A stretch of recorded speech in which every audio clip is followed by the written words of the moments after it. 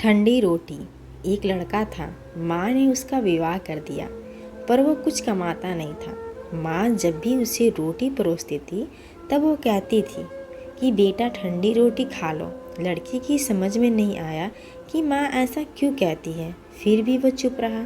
एक दिन माँ किसी काम से बाहर गई तो जाते समय अपनी बहू उस लड़के की पत्नी को कह के गई, जब लड़का आए तो उसको रोटी परोस देना और रोटी परोसकर कह देना कि ठंडी रोटी खा लो। उसने अपने पति से वैसा ही कह दिया जो वो चिढ़ गया कि माँ तो कहती ही है और वो भी कहना सीख गई। वो अपनी स्त्री से बोला कि बता रोटी ठंडी कैसी हुई, रोटी भी गर्म है, दाल साग भी गर्म है, फिर तू ठंडी रोटी कैसे कहती है। वो बोली कि ये तो आपकी माँ जाने, आपकी माँ ने मुझे ऐसा कहने के लिए कहा था, इसलिए मैंने कह दिया। वो बोला कि मैं रोटी नहीं खाऊंगा, माँ तो कहती थी तू भी सीख गई। माँ घर आई तो उसने बहू से पूछा कि क्या लड़के ने भोजन कर लिया। वो बोली कि उन्होंने तो भोजन किया ही नहीं, उल्टा नाराज़ हो गए।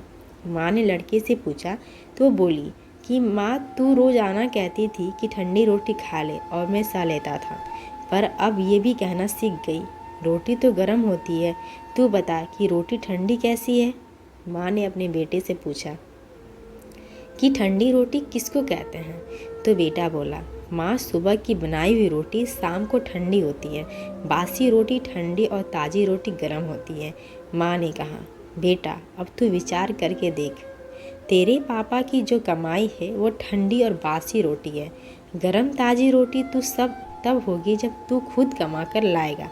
लड़का समझ गया और माँ से बोला कि अब मैं खुद कमाऊँगा और गरम रोटी खाऊँगा। अगर आपको ये वीडियो अच्छी लगी तो प्लीज़ लाइक सब्सक्राइब ज़रूर करें।